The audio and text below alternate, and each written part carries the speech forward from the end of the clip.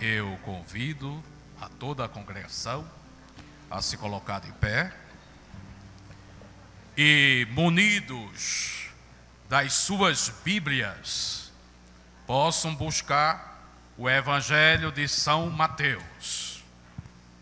Olha, tá fácil, é o primeiro livro do Novo Testamento. Ninguém está pedindo para abrir na 1, nem tampouco em Ageu, que fica aquele pessoal perguntando. E tem, é? Vamos lá. Evangelho de São Mateus, capítulo 11. Vamos ler. Do versículo 1 ao versículo 5. Leio na minha Bíblia assim. Ora, tendo acabado Jesus de dar estas instruções aos seus 12 discípulos, partiu dali a ensinar e a pregar nas cidades deles.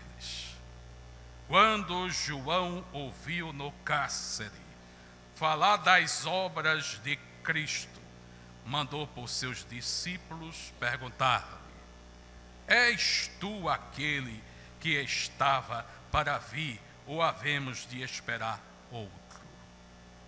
E Jesus respondendo disse-lhes: Ide e anunciai a João o que estáis ouvindo e vendo.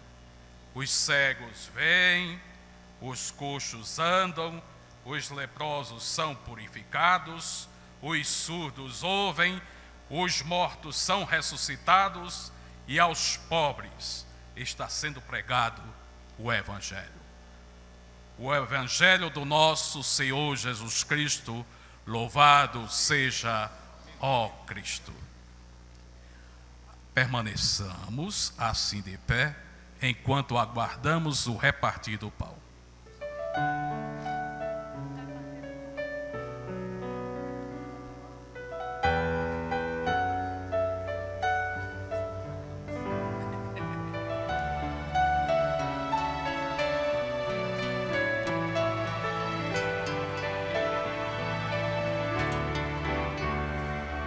Não existe nada melhor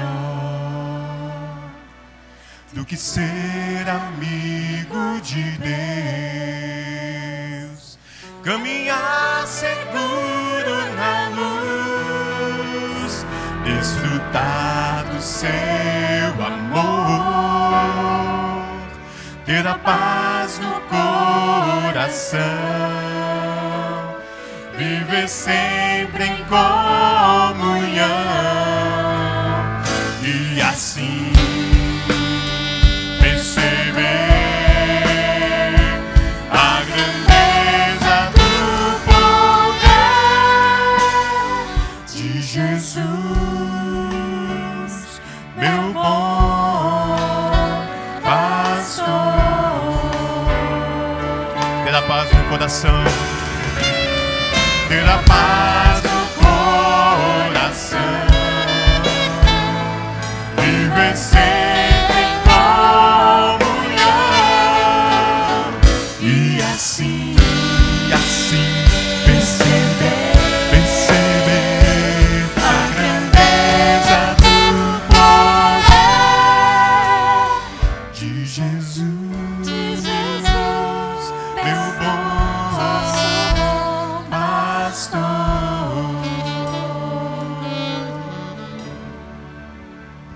Amém. Boa tarde, a paz e a graça do Senhor Jesus Cristo. Vamos orar mais uma vez, ainda em pé.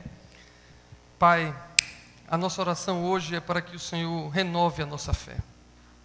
Nos achegamos a Ti, clamando pela Tua misericórdia, que o Senhor fale ao nosso coração. Queremos ouvir a Tua voz. Aqui o Senhor tem posição de destaque nessa noite. Cuida de nós enquanto refletimos sobre a Tua palavra, em nome de Jesus. Amém e amém. Podem sentar, meus irmãos.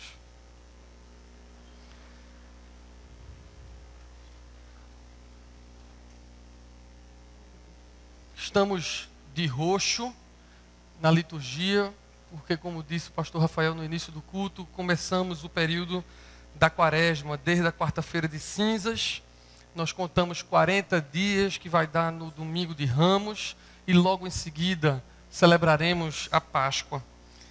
E esse tempo de Quaresma é um tempo de reflexão, um tempo de jejum, de preparação para essa festa que entendemos que é a festa mais importante do cristianismo.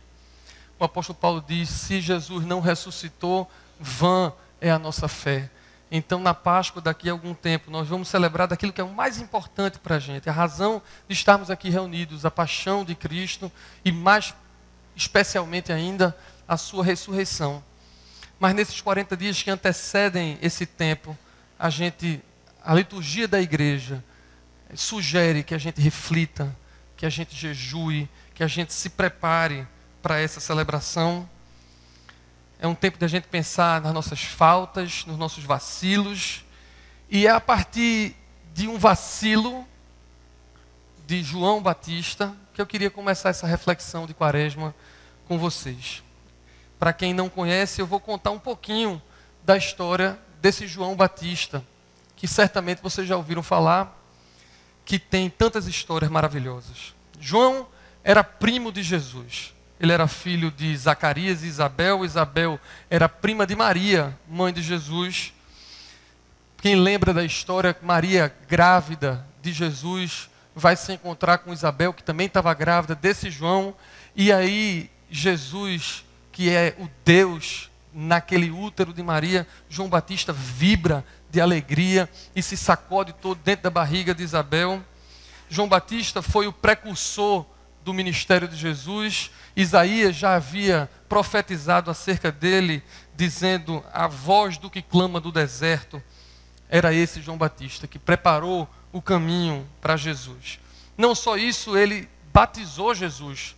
Foi esse João Batista que um dia estava lá batizando, chegou Jesus e João batizou ele e disse assim: eu não sou digno de sequer atacar as sandálias do pé desse que é Jesus. Disse mais sobre Jesus. João Batista disse: eis o Cordeiro de Deus que tira o pecado do mundo. Isso tudo é João Batista dizendo acerca de Jesus.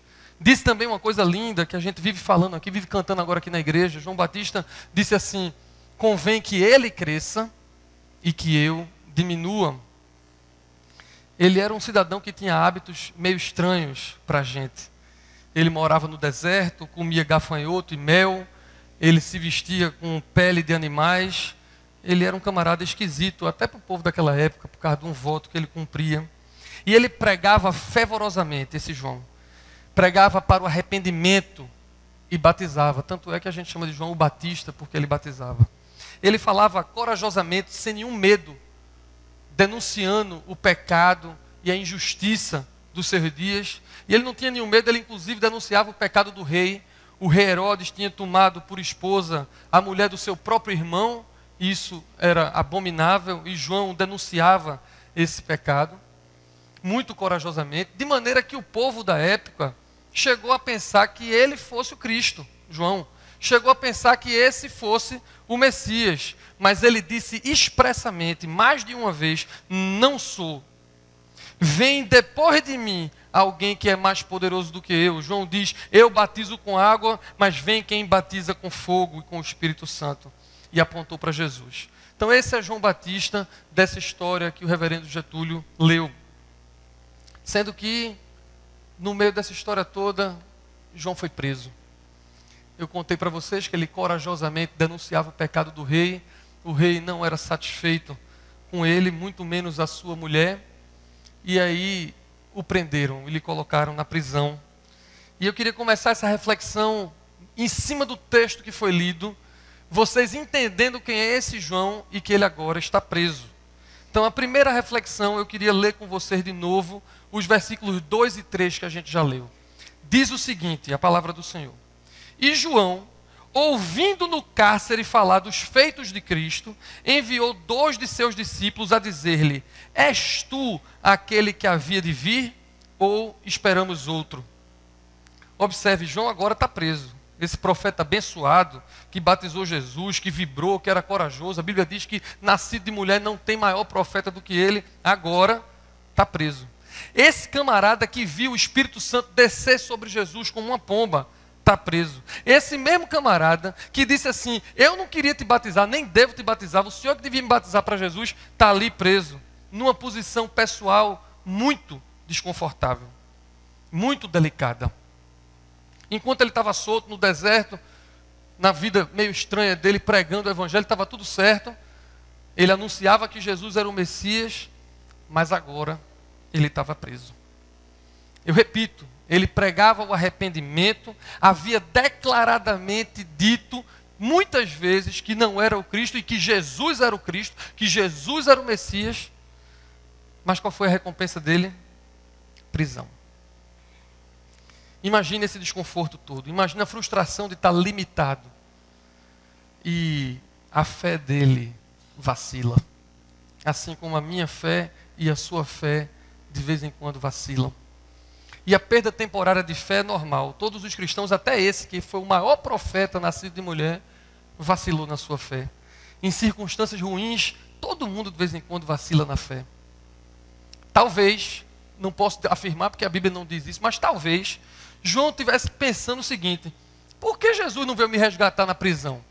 Veja só, eu sou a voz do que clama no deserto, eu sou o precursor, eu batizei ele, eu sou primo dele, eu estou aqui nesse reino de Deus, amigo desse noivo, estou aqui preso, por que Jesus não veio me salvar? Eu sei que se Jesus quiser dar um Hadouken qualquer daquele lá, eu saí da prisão na hora. E por que Jesus não fez isso? Não podia João estar pensando assim? Ou então ele podia estar pensando, por que é que esse Herodes, que eu denunciei tantos pecados dele, tão injusto, um rei tão injusto, por que é que esse cidadão ainda tem tanto poder? Eu estou preso e ele cheio de poder. Mas o fato é que João Batista ainda teria que aprender encarnadamente aquela declaração que ele tinha dito: convém que ele cresça e que eu diminua. E a parte mais difícil do sermão eu vou dizer agora, não é nem o final. É porque a vontade de Deus para João Batista, meus irmãos, não era o resgate nem o livramento, mas era o martírio. Tão duro isso. A vontade de Deus, que é boa, perfeita e agradável, para a vida de João Batista, era que ele fosse morto. E a história conta que cortaram a cabeça dele e colocaram numa bandeja, levaram até Herodes e a sua esposa. Tão difícil de entender. E aí, ele está lá preso e manda 2 dos seus discípulos procurar Jesus, que estava por ali pregando, e dizer assim: ei, és tu mesmo o Messias? És tu aquele que haveria de vir ou a gente tem que esperar outro? E eu estou imaginando João pensando lá, eu estou aqui preso, eu que sou o advento em pessoa, a preparação para o Senhor, eu lhe batizei, estou aqui preso. És tu mesmo o Messias? E nós que não somos João Batista, de repente podíamos pensar inconscientemente, eu e você, será que Jesus é mesmo Deus? Esse Deus que a gente crê e prega aqui nessa catedral e adora, será que Ele é mesmo Deus? Porque eu ainda estou preso nessa relação abusiva, ou porque meu casamento acabou, ou porque eu estou com essa doença que não se cura, ou porque eu estou nesse desemprego que não se resolve. Eu que te amo tanto, que estou aqui na igreja, que sirvo em algum ministério, que vem no domingo para cá. És tu mesmo, Messias? Tu és Deus mesmo? O Senhor está vendo o que eu estou vivendo, o que eu estou passando nessa situação tão desconfortável, tão delicada, e de repente a nossa fé também vacila. E aqui tem uma lição muito importante para nós. Eu tenho pregado aqui nesse púlpito que o reino de Cristo não é desse mundo. Ele mesmo disse isso a Pilatos: tu és o rei, o meu reino não é desse mundo, de Jesus. Porque nesse mundo o sucesso é medido pela prosperidade financeira, ou pela plena satisfação do desejo, pelo consumo. Mas o reino de Deus não é desse mundo, e a vontade de Deus é diferente do que a gente pode imaginar que é a vontade que a gente gostaria de ter para as nossas vidas. Eu tenho muito medo de a gente criar uma geração de discípulos que pensam que Deus só é Deus, que Cristo só é Cristo e é o Messias, se tiver tudo certo para a gente, se tiver tudo bem. No dia do cárcere, no dia da prisão, ou no dia do aperreio, talvez eu e você, a gente vacile e fique perguntando: tu és Deus mesmo? Existe mesmo? É coisa da minha cabeça, eu estou ficando doido. E somado a essa nossa falta de fé, porque somos pecadores, somos limitados, ainda tem um bando de pastores inescrupulosos e líderes absurdamente inescrupulosos que pregam por aí que Deus é obrigado a fazer a nossa vontade, tirar todo o nosso desconforto, nos dar vitória em tudo. E a gente corre o risco de crescer numa fé que não é a fé no Evangelho verdadeiro. Que a gente tem que estar bem o tempo todo. A gente precisa aprender a submeter a nossa vida a Deus. Nós não sabemos os desígnios de Deus, mas sabemos que os seus planos são muito mais elevados. Mas eu queria dizer aqui nesse começo de mensagem que vacilar na fé, meus irmãos, é normal. Se foi normal para João Batista, é normal para mim e para você. Mas você está nesse culto, nessa tarde, e olha que eu não sou esses pregadores da prosperidade, mas eu tenho absoluta certeza de que Deus está dizendo aqui a você hoje: fique tranquilo, eu ouço o teu choro, eu conheço a tua decepção, a tua frustração, a tua prisão, mas eu ainda sou Deus.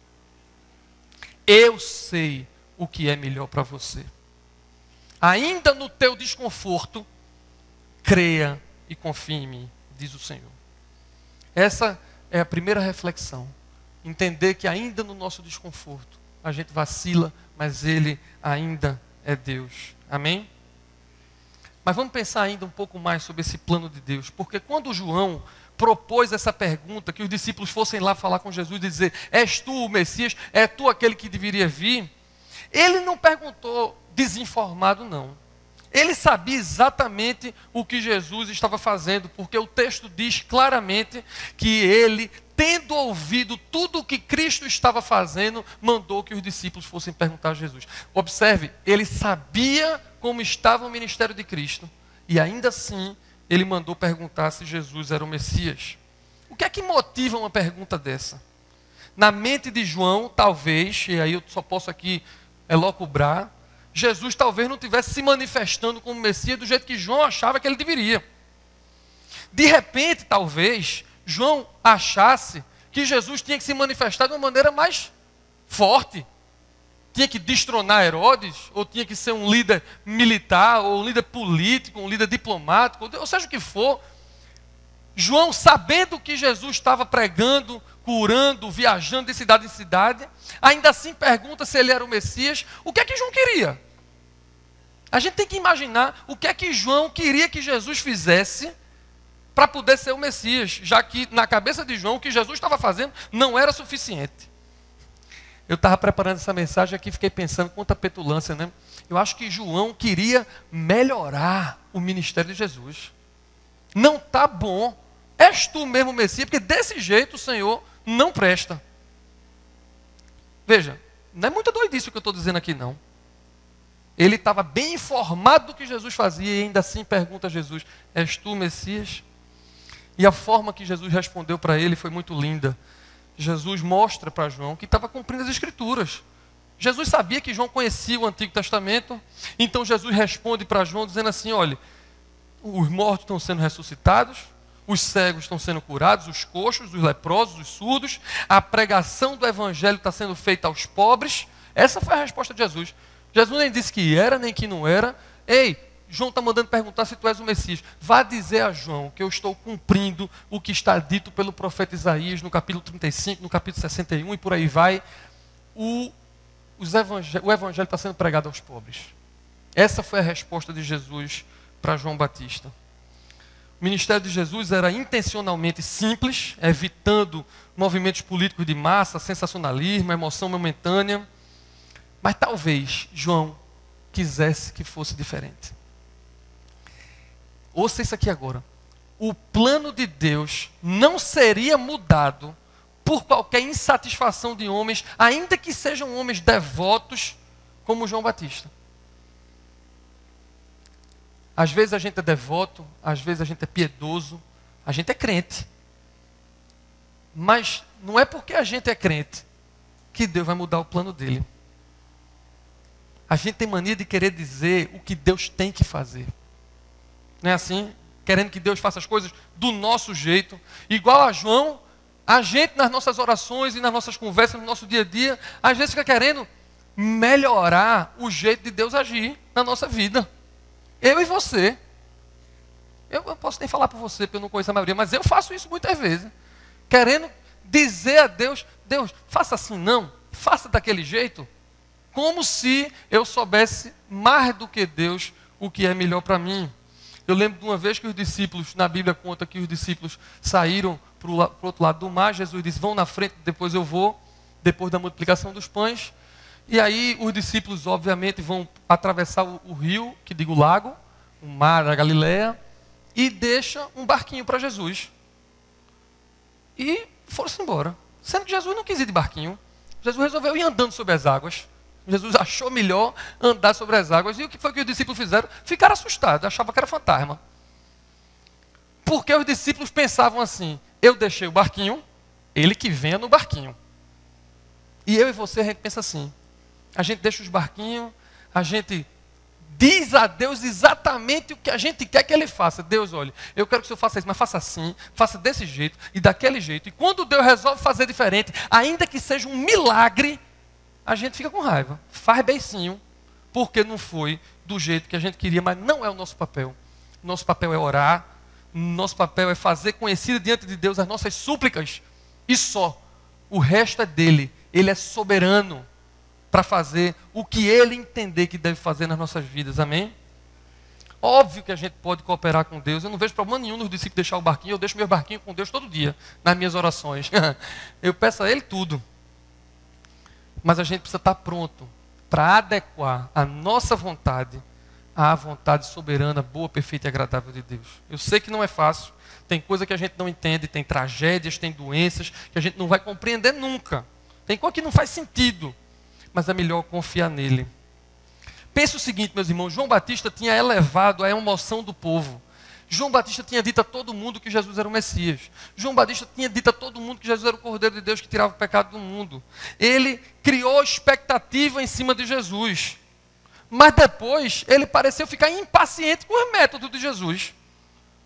Ele foi quem disse que Jesus era o Cordeiro de Deus, que era o Messias, que era aquele que ia batizar com fogo. Fez todo esse levante para Jesus, mas depois ficou impaciente. Não estava entendendo os métodos de Jesus. E não é fácil. Eu sei que eu e você, a gente faz isso também. Quando Deus não está fazendo do nosso jeito, a gente tem que entender que apesar disso, é melhor para a gente. Eu já vi muita gente fazer cursilho, encontro de casais, encontro de jovens, experimentam a Deus, a sua alegria, e é tão bom, todo mundo fica, como diz o nosso arcebispo, volta voando, sente alívio da culpa, do peso, do pecado, às vezes é liberto, mas quando começa a andar com Deus, começa a ficar impaciente com a maneira de Deus agir.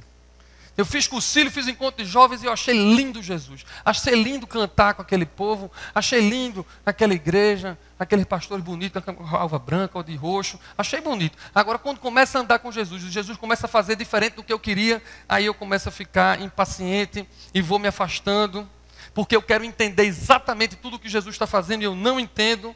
Eu quero que Deus concorde comigo e nem sempre Ele concorda. Mas, meus irmãos, Ele é Deus. E a gente tem que adorá-lo, Ele fazendo o que Ele quer. Amém? A minha oração é para que hoje todos nós nos rendamos aos planos de Deus. Ainda que a gente não entenda, ainda que seja martírio como foi para João, ainda que seja ruim no nosso ponto de vista.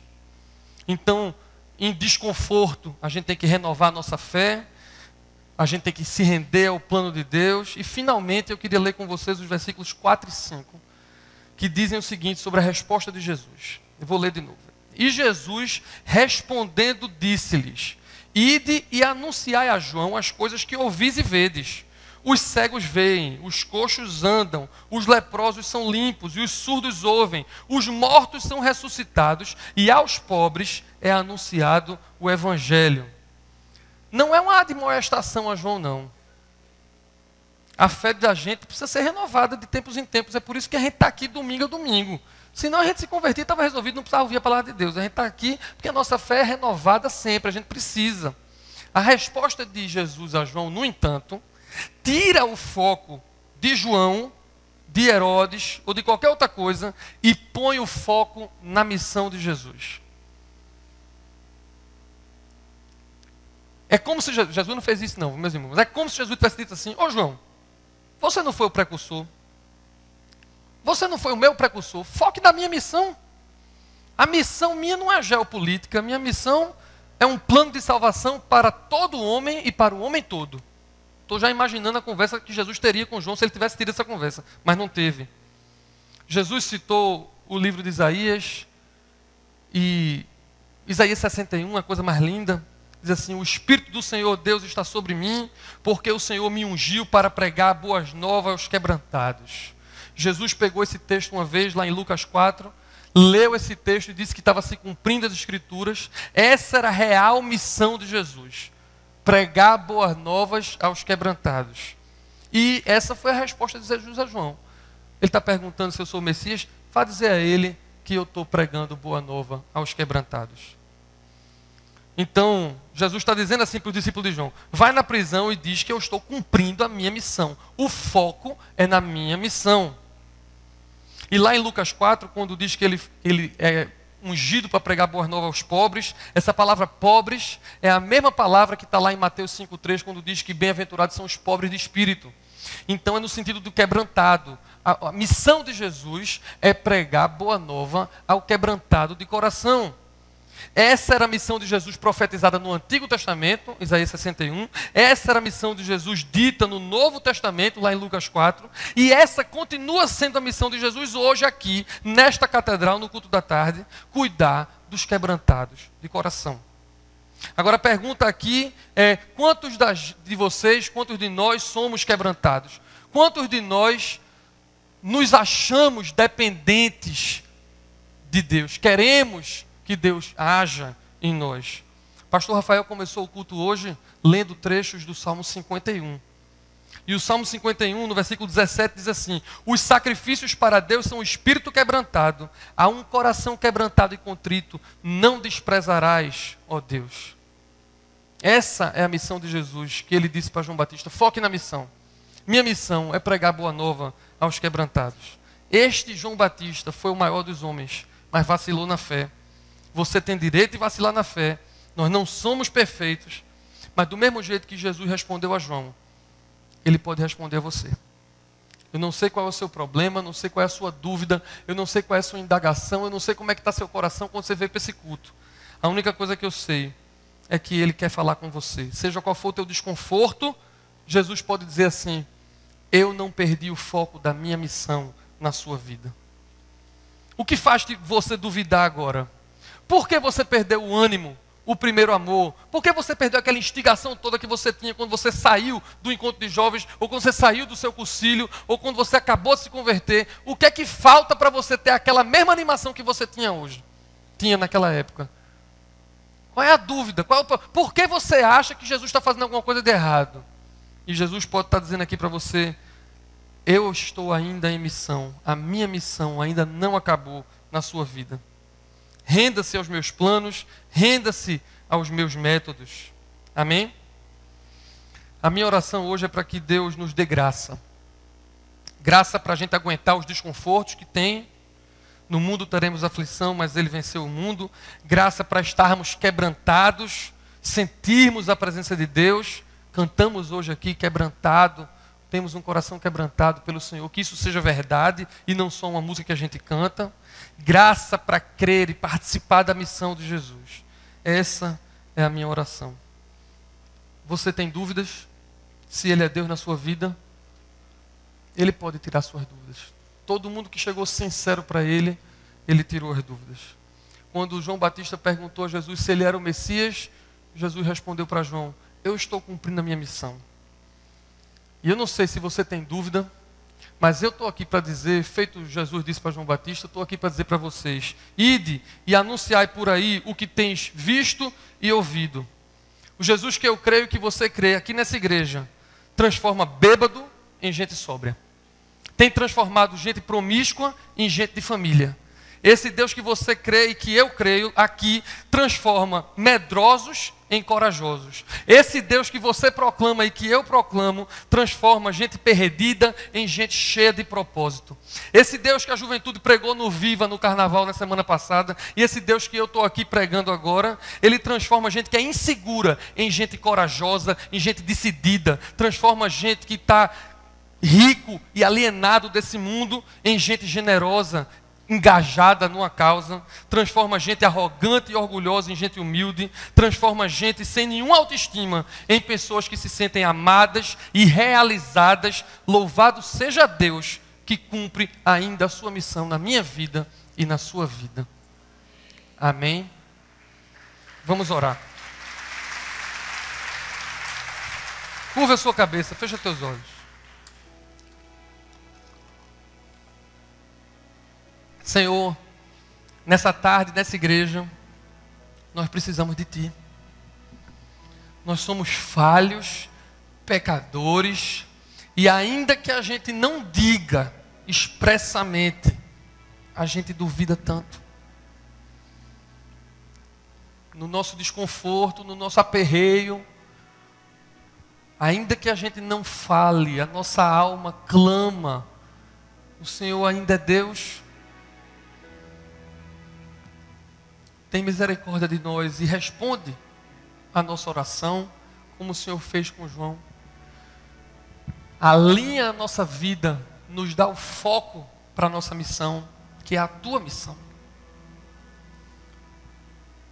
Senhor, nós precisamos de Ti. Não é que a gente queira somente a Ti. Não é somente que a gente deseje a Tua presença. Senhor, nós precisamos da Tua presença. Nós precisamos que o Teu Espírito Santo transforme o nosso coração. Nós não conseguimos fazer isso com a nossa própria força. Vem sobre nós, Senhor. Nos dá força para aguentar a vida. Ainda que o Senhor não nos resgate das prisões, ainda que para a gente haja martírio, nos dá força para passar pela prova cantando louvor. Senhor, esse milagre maior do que qualquer cura física, maior do que qualquer demonstração prática de poder que qualquer charlatão pode tentar fazer, o que a gente está te pedindo é algo no nosso coração, é algo de dentro para fora, é que o Senhor transforme o nosso pensar, o nosso querer.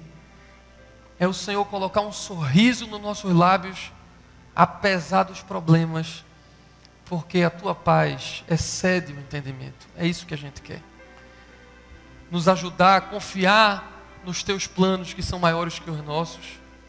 Nos ajudar a, seja qual for a nossa situação, a Te adorar, Te bendizer e manter o foco da missão. Obrigado por essa igreja que se reúne aqui essa tarde, pela Tua igreja espalhada no mundo todo. Levanta o Teu povo para fazer a diferença nesse mundo, Senhor. Compreender a Tua vontade. Não arredar pé de Te adorar em qualquer circunstância. Bendito seja o Teu nome nessa noite. Em nome de Jesus nós oramos. Amém e amém.